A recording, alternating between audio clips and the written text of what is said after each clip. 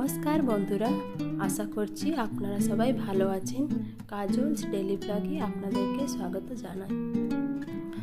তো আমি আগের ব্লগে আপনাদের সঙ্গে যে ভিডিওটি শেয়ার করেছিলাম, তো ওটা আমরা আগ্রাতে ঘুরতে গিয়েছিলাম। তো ওটা আগ্রা থেকে আসার পর তো আমার বর বলল যে এখানে খুবই কাছে একটা জ্যোতির্লিঙ্গ মন্দির আছে। জ্যোতির্লিঙ্গ মন্দির মানে মহাকালেশ্বর মন্দির। তো যখনই ও বলেছে যে এখানে কাছে আছে, তো আমি বললাম যে আমি এখানে এসেছি যখন, আমি অবশ্যই ঠাকুরকে দর্শন করেই যাবো। আমি কখনো জ্যোতির্লিঙ্গ মন্দিরে যাইনি, তো এটা আমার ফার্স্ট টাইম দর্শন করা। কিন্তু আমার ভাইয়ের বউয়ের, আমার বরের, এদের সব দেখা হয়েছিল, কিন্তু আমার দেখা হয়নি। তো আমি দেখবো বলে ঠিক করলাম যে আমি যাবই। তো ওখান থেকে প্রায় গোয়ালিয়র থেকে প্রায় 12 থেকে 14 ঘন্টা রাস্তা। তো আমরা সন্ধেবেলা আমরা ট্রেনে উঠলাম। তো তারপরের দিন ভোরবেলা নেমেছি। তো ভোরবেলা নেমে পড়ে আমাদেরকে একটা রুম নিতে হয়েছিল। তো রুমটা কিছুই দরকার ছিল না, বাস লাগেজগুলো রাখবো আর তার সঙ্গে একটু স্নান টান করার জন্য একটু দরকার ছিল।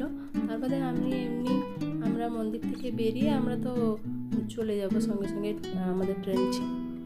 তো কিছু করার নেই, ছোটো বাচ্চা আছে, তো স্নান টান করার জন্য এত সবাই আছে। তো স্নান টান আমরা করে নিলাম। দেখতেই পাচ্ছেন তো আমার ছেলেটা ভোরবেলা উঠেছে বলে কোল থেকেই নামছে না। তো আমরা স্নান টান করে নিয়ে আমরা ঠাকুরের দর্শন করব, তাই আমরা বেরিয়ে পড়েছি। তো দেখতেই পাচ্ছেন রাস্তাঘাটে প্রচণ্ড ভিড়, আর প্রচণ্ডই ভিড়। তো বেশ ভালো লাগছে। বাইরে মানে যেখানেই যাবেন সেখানে কি সুন্দর করে ফুল দিয়ে এত সুন্দর করে সাজিয়েছে, মনটা যেন ভরে যাচ্ছে। এত সুন্দর একটা চোখের সামনে আমি মানে ঠাকুর দর্শন করে, আর আশপাশে যত কিছু মানে সুন্দর করে সাজিয়ে গুছিয়ে রাখাটা মানে এত সুন্দর লাগছে, আপনাদেরকে বলে বোঝাতে পারবো না, এতটাই সুন্দর লাগছে। তো খুবই খুবই ভালো লাগছে। আমি তো আশা করব আপনারা সবাই ওখানে যাওয়ার জন্য। মানে খুবই সুন্দর জায়গা, আমার ভীষণ ভালো লেগেছে। আর তারপরে বেশি ভালো লেগেছে বাবা মাকে নিয়ে আসতে পেরে। আমার বাবারও জ্যোতির্লিঙ্গ মন্দির দেখা হয়নি, তো আমার খুবই ভালো লেগেছে ওদেরকে দর্শন করাতে পেরে। তো ওরাও খুব খুশি। সবাই যেহেতু আমাদের একসঙ্গে কখনো মানে আমরা কোনো দিন একসঙ্গে কোথাও বেড়াতে যাব, হয়তো আমার বাবা মা আছে, হয়তো আমার ভাই নেই। তো ভাই থাকলে বাবা মা থাকে না, এরকমই হয়।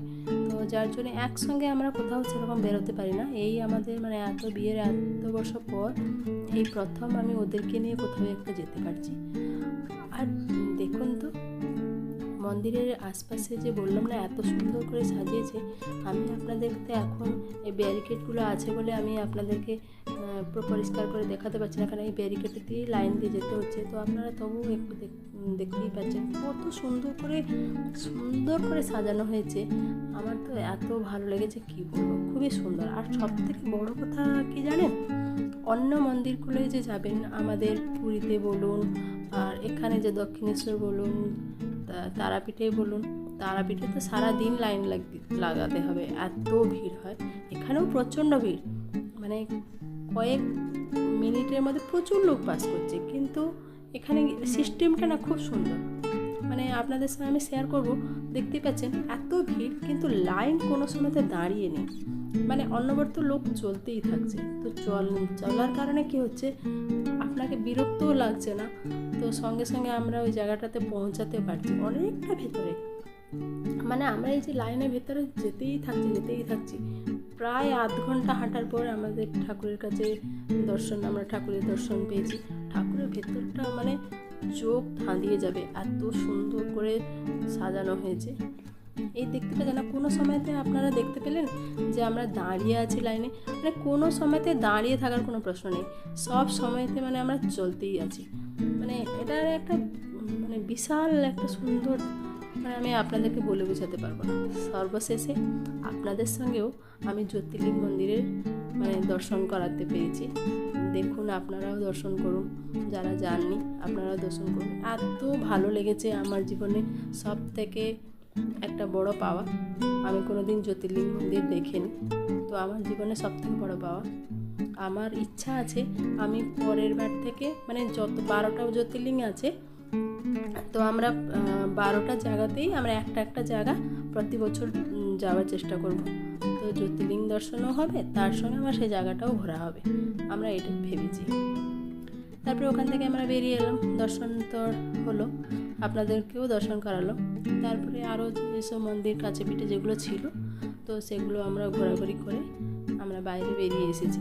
আমাদের যেহেতু ট্রেন টাইম হয়ে যাচ্ছে, কিন্তু অনেকক্ষণ ছিলাম, আপনাদের সঙ্গে হয়তো এইটুকু শেয়ার করালাম, কিন্তু আমরা ওখানে অনেকক্ষণই ছিলাম। একটু ফটোশ্যুট করলাম, ভিডিও করলাম, মানে অনেক কিছুই করলাম। তারপরে ওখান থেকে আমরা বেরিয়ে এসে তার পাশে দেখলাম এত সুন্দর করে লাইট দুপাশে করে, আর মানে একটা সাবওয়ে টাইপের এত সুন্দর করেছে, দেখুন মানে ভীষণ সুন্দর লাগছে দূর থেকে। ওখানেও প্রচুর আমরা ফটো শ্যুট করা হলো, সবাই মিলে একটু ফটো তোলা হয়েছে। তোলা হওয়ার পর আমরা মানে ভেতর দিকে গেলাম। তো ভেতরে গিয়ে মানে ওখানে ভেতরে আছে রাজা বিক্রমাদিত্যর মন্দির। তো আমরা যখন এখানে এসেছি তো দর্শন করেই যাব। তো এই দেখুন আমার বাবা মাকে কত সুন্দর লাগছে বলুন, খুবই সুন্দর লাগছে। তো ওদেরও একটু ফটোশ্যুট করলাম, আমার ভাইয়ের বউয়ের, ওদের দুজনেরও ফটোশ্যুট করা হলো। তা আমরা দেখতে পাচ্ছেন না কত স্টাইলেও ফটোশ্যুট করছে, মানে ওভারঅল আর কি খুবই সুন্দর করে আমরা সবাই মিলে এত আনন্দ করে কাটালাম, মানে ভীষণ ভালো লেগেছে। তো আশা করছি আবার নেক্সট টাইম আমি ওদের সঙ্গে আরও যেতে পারবো। আমার ইচ্ছা তো আছে, যে বিক্রমাদিত্য মন্দির বললাম, মহারাজা বিক্রমাদিত্য, তো ওনার মূর্তিটা এইখানে।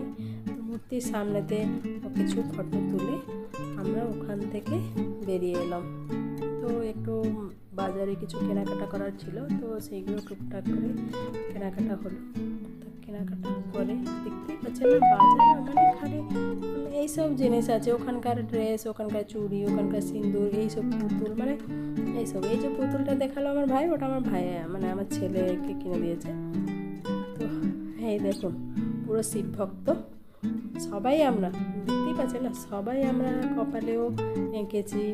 মানে একটা ঠাকুরের জায়গায় যাওয়া মানে নিজের মনের মধ্যে আগে মানে ভালোবাসাটা তৈরি করতে হবে, ঠাকুরের প্রতি সদ্ভাব তৈরি করতে হবে, দেখবে সেইটাই ভালো লাগবে। এই যে আমি গেলাম, ঠাকুর দর্শন করলাম, চলে এলাম, কোনো মানে নয় আমি গেছিলাম একটা জায়গায় ঘুরতে গেছিলাম, সেরকম তো বললে হয় না। তো আমরা বেশ খুব ভালো লেগেছে, মনটাও খুব শান্তি পেল। আমি এতদিন পরে আমি জ্যোতির্লিঙ্গ দর্শন করতে পেরে আমার মনটা খুব শান্তি পেয়েছে, আপনাদেরকেও দর্শন করাতে পেরে আমারও সেটাও খুব ভালো লেগেছে। আপনারাও কারা কারা এই মন্দিরে গেছেন, কি কোনো জ্যোতির্লিঙ্গ মন্দিরে গেছেন, অবশ্যই আমাকে কমেন্টের মাধ্যমে জানাবেন। আর তো আরও আমি যেখানে কোনো জায়গাতে যদি জ্যোতির্লিঙ্গ দর্শন করতে যাই, সেটাও আমি ভিডিও আপনাদের সঙ্গে শেয়ার করব। তো এখানকার পরিবেশটা কিন্তু ভীষণই সুন্দর, বেশ ভালো লেগেছে। আমরা ওখান থেকে বেরিয়ে এলাম, রুমে কিছুক্ষণ রুমে মানে একটু রেস্ট নেব, তারপরেই আমরা স্টেশন চলে যাব স্টেশনে। তো অনেকটাই ওখান থেকে আমাদের রুমটা নেওয়া হয়েছে, প্রায় 10 মিনিট হেঁটে আসতে হবে।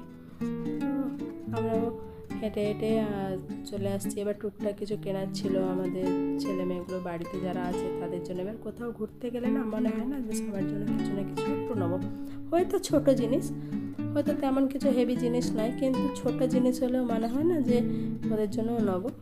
তো তাই একটু ছোট্ট জিনিস আমি ওদের জন্য কিনলাম।